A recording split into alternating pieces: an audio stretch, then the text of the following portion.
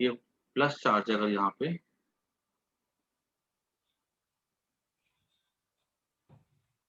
ठीक है, तो इस ई परपेंडिकुलर कैसा जाएगा, ऐसा जाएगा। अब देखो अगर मान लो ई परपेंडिकुलर ऐसा जाएगा, अब अगर तुम देखो यहाँ पे ऊपर अगर एलिमेंट ज्यादा है, देखो ऊपर अगर ये पार्ट बड़ा है ऊपर का, तो हर एक की वजह से इलेक्ट्रिक फील्ड किधर जाएगा, नीचे की तरफ जाएगा। तो ऊपर ज्यादा चार्ज है तो नीचे इलेक्ट्रिक फील्ड के कंपोनेंट ज्यादा ज्यादा होंगे ना, ठीक है, और ऊपर में कम हो जाएंगे। जैसे यहाँ से देखा जाए कितने सारे पार्ट है देखो ऊपर का, तो नीचे क्या ऐसा होता है, बड़ा हो जाता है। और ऊपर के ऊपर जो कंपोनेंट होगा वो कैसा होगा, एक्चुअली अगर मैं तुम्हें ध्यान से दिखाऊं ना स्टेप वाइज, तो कुछ ऐसा होता है देखो फिगर, ये पॉइंट पर इसकी वजह से इलेक्ट्रिक फील्ड ज्यादा होगा यहाँ पे, और इसकी वजह से यहाँ पे इलेक्ट्रिक फील्ड कैसा होता है, कम होता है। तो अगर तुम कंपोनेंट देखो ना, तो ये दोनों पार्ट तो ऐड हो जाते हैं, तो यहाँ पे तो ऐसा हो जाएगा ये। और नीचे में क्या होता है, दिस इसका ऊपर का छोटा हिस्सा और नीचे का बड़ा हिस्सा वो कैंसिल हो जाता है, तो नीचे का पार्ट कैसा होता है, कुछ ऐसा हो जाता है। तो रिजल्टेंट इलेक्ट्रिक फील्ड कैसा आएगा, कुछ इस तरह से आता है, ऐसा। ये हो जाता है ई परपेंडिकुलर और ये हो जाता है ई पैरेलल। अगर तुम्हारा सवाल कुछ इस तरह से हो, मान लो ये पॉइंट यहाँ पर, ठीक है, तो यहाँ पे इसकी वजह से इलेक्ट्रिक फील्ड कैसा होता है, ऐसा ज्यादा होगा नीचे वाले पार्ट की वजह से, और ऊपर के पार्ट की वजह से छोटा, यहाँ पे छोटा होता है। हम अगर दोनों को देखें ना अगर, तो ये इलेक्ट्रिक फील्ड यहाँ पे कुछ ऐसा हो जाएगा ई परपेंडिकुलर, और ई पैरेलल जो होगा ना ऊपर की तरफ ज्यादा होगा, ठीक है। तो ऊपर का और नीचे का सब्ट्रैक्ट करेंगे तो हमको रिजल्टेंट किधर दिखेगा, ऊपर की तरफ दिखेगा ना, तो ऐसा हो जाएगा। तो रिजल्टेंट फिगर जो मेरा बनेगा ना, तो कुछ ऐसा बनेगा, ठीक है। तो यहाँ पे एक समझ लो, जो ई परपेंडिकुलर है वो तो हमेशा रॉड के परपेंडिकुलर होगा आउटवर्ड डायरेक्शन में, ठीक है, अगर पॉजिटिव है। लेकिन जो पैरेलल होता है, वो ऊपर होता है कि नीचे होता है, वो हम पहचान सकते हैं कि ये जो पॉइंट है ना, उसके ऊपर चार्ज ज्यादा है कि नीचे चार्ज ज्यादा है। मेरी बात समझ में आई कि नहीं आई?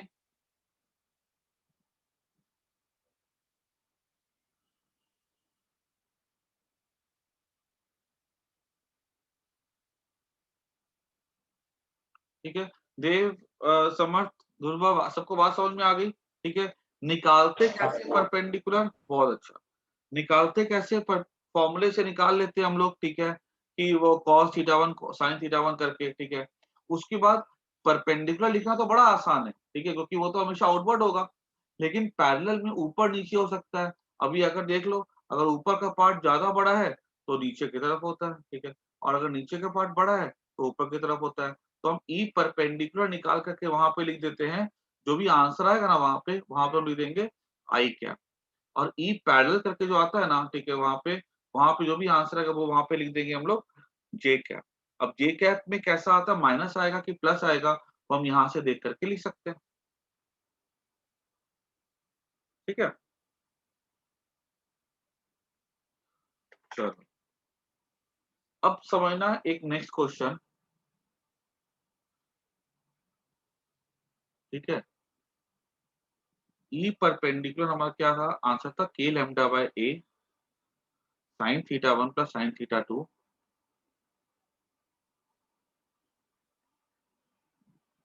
और ई पैरेलल हमारा हो जाता है के lambda by A cos theta 2 minus cos theta 1, ठीक है। और मैंने बता के रखा है कि अगर थीटा 1 क्लॉकवाइज है तो यहाँ प्लस पुट करते हैं, और थीटा 2 अगर क्या कहते हैं एंटी क्लॉकवाइज है तो यहाँ प्लस पुट करते हैं, ठीक है।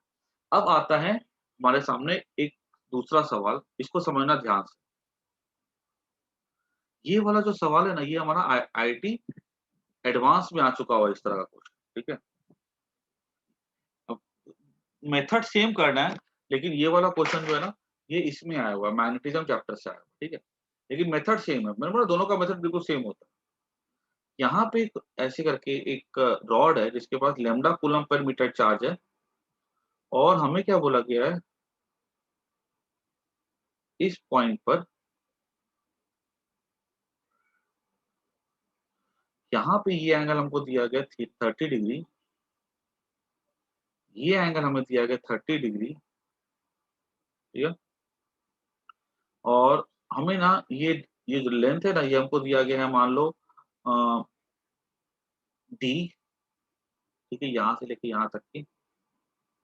अब सवाल क्या पूछा गया है कि यहाँ पर बताओ इस पॉइंट पी पे इलेक्ट्रिक फील्ड की वैल्यू क्या हो, ठीक है, यहाँ पी पे इलेक्ट्रिक फील्ड की वैल्यू क्या हो। अब पहली बात तो समझो कि ये परपेंडिकुलर डिस्टेंस यहाँ से मुझे पता नहीं है, मुझे तो ये वाला पार्ट खाली पता है, ठीक है। और ये क्या है, ये वायर है। और अगर मैं इसको थोड़ा-सा ऐसा दिखाऊँ,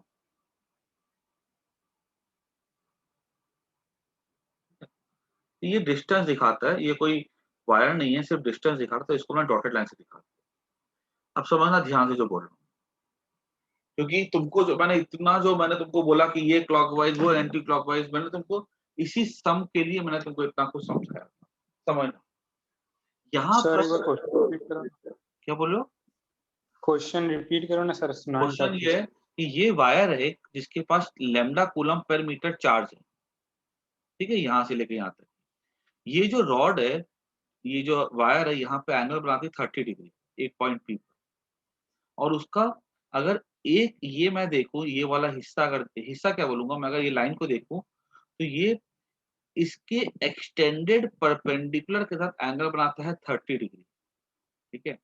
तो बताओ पी पे इलेक्ट्रिक फील्ड क्या हो? अभी तक जो तुम पढ़ रहे थे ना, तुम वायर को ऐसा देख रहे थे, ठीक है, यहाँ पे। अभी क्या हो गया, वायर ऐसी थी, ठीक है, पॉइंट समवेयर यहाँ पे है, ऐसा नीचे में, ठीक है। देखो, वायर के सामने है तो कोई दिक्कत नहीं है, ऊपर हमको दिख रहा है प्लस माइनस हमारे प्रीवियस क्वेश्चन का। अभी ये पॉइंट को कहाँ कर दिया, कि नीचे कर दिया, कि देखो ऐसा। और यहाँ नीचे करने के बाद अब यहाँ से हमको ये एंगल बोल दिया, ठीक है, ये एंगल बोल दिया, ठीक है, कि ये एंगल कितना है, 30 डिग्री है, ठीक है। अब बोल देगा कि ये जो डिस्टेंस है यहाँ से, इसको एक्सटेंड कर दो यहाँ से पीछे की तरफ, ठीक है। तो ये कितना है, ये हमको यहाँ से यहाँ तक दूरी हमको डी दे दिया गया है, ठीक है। और अगर हम इसको पीछे एक्सटेंड करें अगर थोड़ा-सा, तो ये 90, ये पीछे देखो वायर नहीं है, यहाँ चार्ज नहीं है। तो ये एंगल हमको बोला गया 30 डिग्री, कुछ ऐसा। बात समझ में आई कि नहीं आई? क्वेश्चन क्या है? हाँ सर। ठीक है ना? अब ये this is a pure advance based question, ठीक है? अब तुमको समझ में आना चाहिए कि यहाँ पे हम लोग क्या ट्रिक यूज़ करने वाले हैं, समझना ध्यान से। बेसिक से हम नहीं मुड़ सकते हैं, ठीक है?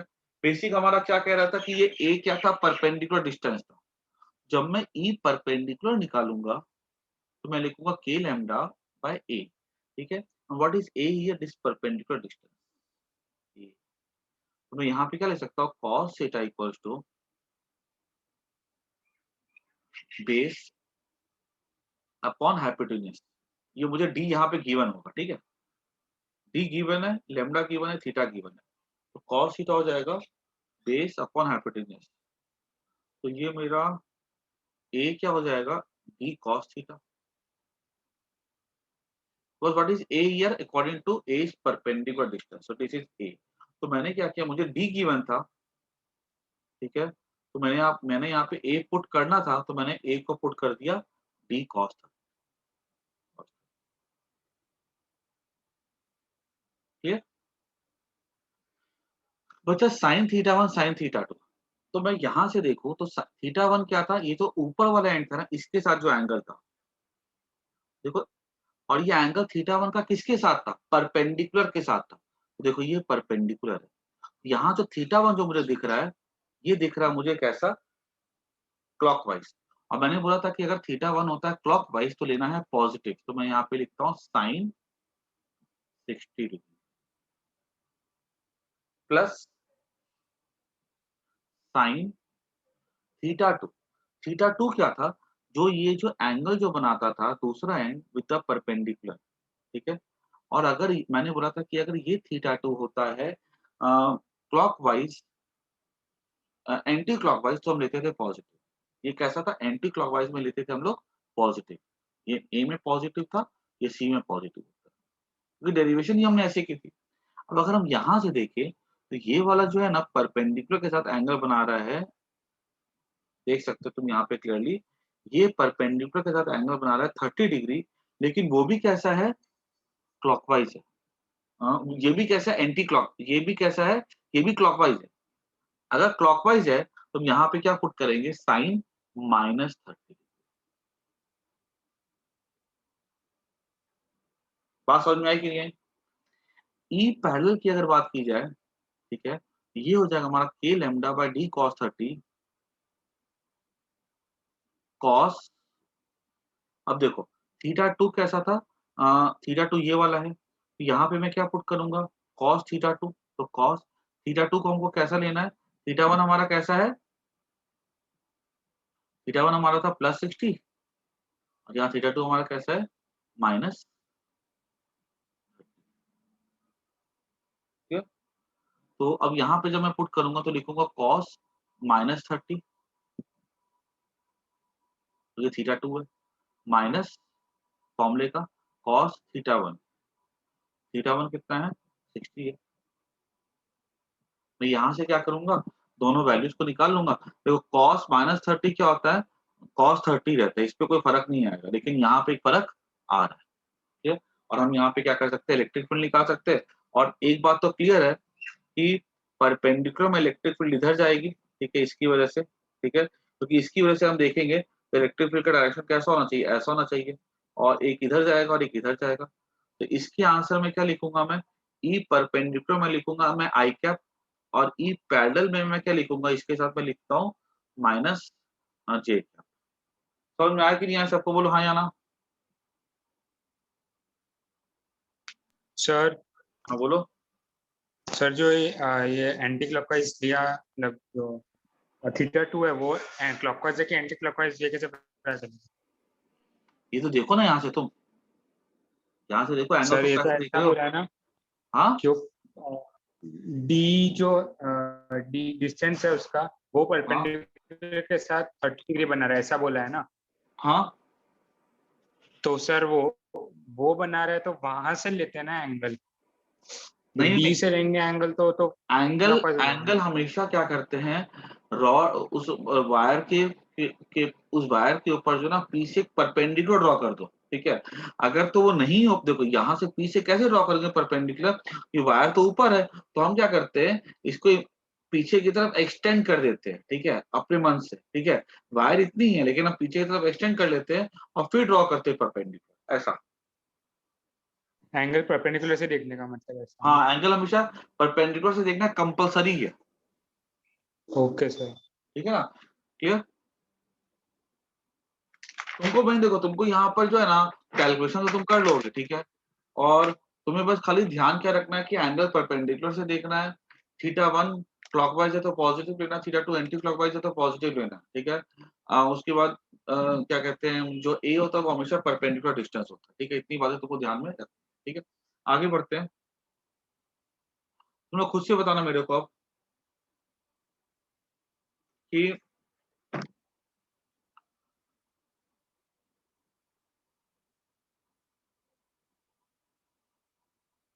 ये कैसे, मान लो अगर है,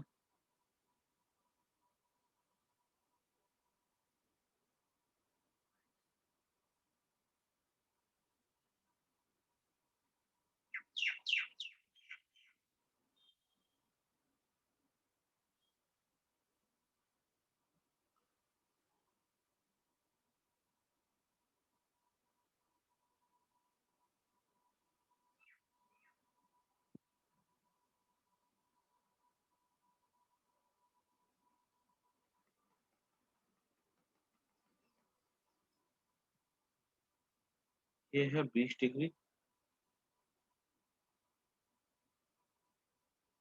ये है 40 डिग्री, और ये जो यहाँ से यहाँ तक की हमको दिया गया है डी।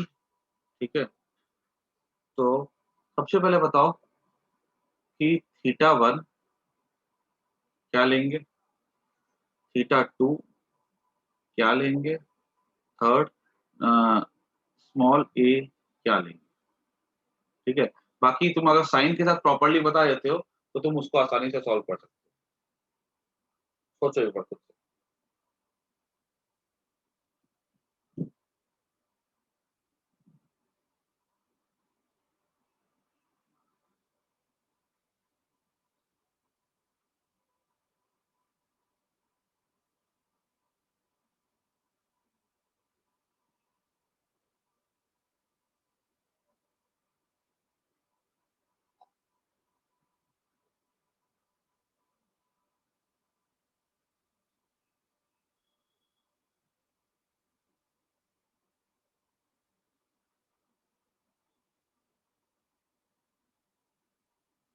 ये तो डी कॉस 20 है, ठीक है, सबको आ रहा।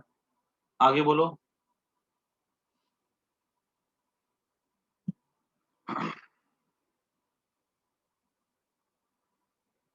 ये यहाँ से हम स्टार्ट करेंगे, ठीक है, यहाँ पे जाएंगे, लैम्डा कूलम पर मीटर दिया जाएगा, ठीक है, ठीक है। चलो बाकी लोग बोलो, रचित पे बता, तो बाकी लोग भी तो आंसर। यहाँ से जाएंगे, ये ऐसे गए, और यहाँ से जाएंगे, ये एंगल ऐसे जाएगा, ठीक है। बाकी लोग भी तो आंसर, देव, दुर्गा, आंसर तो सबको ही। देखो, अभी एक बार मैं तुम लोग को बता भी देता हूँ, फिर तुम लोग चेक कर लो। ए तो सबको समझ में आ रहा है कि ए की वैल्यू क्या हो जाएगी, डी कॉस 20 हो जाएगी। और फिर मैंने बोला कि थीटा 1 थीटा 2 है, तो थीटा 1 अगर ध्यान से देखो तो ये कैसा जा रहा है। अगर मैं ऐसा फिगर जब मैंने ड्रॉ किया था, तो थीटा 1 किसका था, एक्सट्रीम एंड का था, तो ये वाला एंड का थीटा 1, ठीक है। और थीटा 1 यहाँ से दिख रहा है मेरे को, थीटा 1 कितना है, जब ये क्लॉकवाइज था तो लेते थे पॉजिटिव, और जब ये एंटी क्लॉकवाइज था तो लेते थे हम लोग पॉजिटिव, ठीक है। इससे कंपेयर करके देख लो, हमने बस इसको ऐसा रख दिया, ये एक्सट्रीम एंड हो गया, ठीक है, ये ए है, ये बी है, यहाँ पे ये बी है, ये ए है। अभी देखो तो ये एंगल कैसा जा रहा है, दिस इज गोइंग क्लॉकवाइज, ठीक है, तो क्लॉकवाइज था तो पॉजिटिव था, तो थीटा 1 हो जाएगा +60 डिग्री। और एंटी यहाँ पे क्लॉकवाइज में देखो, नेगेटिव आएगा ना, क्या बोले हो, एंटी क्लॉकवाइज में नेगेटिव आएगा ना। हाँ, एंटी क्लॉकवाइज में नेगेटिव हो जाएगा। यहाँ थीटा 2 अगर लेंगे तो ये जा रहा है 120 डिग्री है, ये यहाँ पे ये एंटी क्लॉकवाइज में पॉजिटिव था, लेकिन यहाँ पे देखा जाए तो ये क्लॉकवाइज है, तो -20 लेंगे, ठीक है। यहाँ पे थीटा 1 हो जाएगा +60 डिग्री, ये हो जाएगा -20 डिग्री, फॉर्मूले में पुट कर दो। उसके बाद इलेक्ट्रिक फील्ड, अगर हम इलेक्ट्रिक फील्ड देखें तो इसका ये जो प्लस चार्ज है, ठीक है, इसका इलेक्ट्रिक फील्ड, कोई भी पार्ट का इलेक्ट्रिक फील्ड हम देखेंगे, ठीक है, इसका रिजल्टेंट इलेक्ट्रिक फील्ड कुछ ऐसा आएगा, ठीक है, बाहर की तरफ। अब अगर हमने इसका कंपोनेंट देखा तो एक कंपोनेंट इधर होगा, एक कंपोनेंट इधर होगा, मतलब ई परपेंडिकुलर किधर होगा इसके लिए, नीचे होगा, ठीक है। तो यहाँ पे क्या लिखते हैं हम लोग, -j क्या, और ई पैरेलल कैसा हो जाएगा इसके लिए, पैरेलल टू वायर हो जाएगा, तो इसके लिए हम क्या लिखेंगे, +i कैप, -i कैप। समझ में आ गई बात सबको, चेक किया आंसर सबका मैच हो रहा है, हाँ सर। चलो बहुत बढ़िया, ठीक है। तुमको डेरिवेशन, मैं फिर से बोल रहा हूँ, डेरिवेशन तुम घर पे एक बार देख जाना, ठीक है। उसका डेरिवेशन ना बोर्ड में आएगा ना एंट्रेंस में आएगा, लेकिन तुमको ये चीजें समझ में अच्छे से आनी चाहिए कि हमें थीटा कैसा सेलेक्ट करना है, ठीक है। चलो बहुत बढ़िया, वेरी गुड। अच्छा, अच्छा, उसके बाद अगर तुमसे पूछा जाएगा कि मान लो अगर ऐसे वायर है, ठीक है, तो इस पॉइंट पे तुम ये क्लियरली तुम वायर देख करके बता सकते हो कि इलेक्ट्रिक फील्ड ऊपर है कि नीचे है, बताओ तो। यहाँ पी पे इलेक्ट्रिक फील्ड का जो डायरेक्शन होगा, एक तो मैं बोल सकता हूँ कि अगर ऐसे चार्ज है तो एक इलेक्ट्रिक फील्ड तो इधर हो जाएगा, ई परपेंडिकुलर। देखो ई परपेंडिकुलर, ई पैरेलल से तुमको मैंने क्यों सिखाया था, क्योंकि हाँ एक मिनट में छोड़ रहा हूँ, ई पैरेलल से मैंने क्यों सिखाया था, क्योंकि उससे हो रहा था, ठीक है वो, और ई पैरेलल तो हम नीचे देखते थे, ठीक है। चलो, तो अब इसको नेक्स्ट क्लास में कंटिन्यू कर लेंगे, ठीक है, चलो bye, take care. Bye bye. Sir.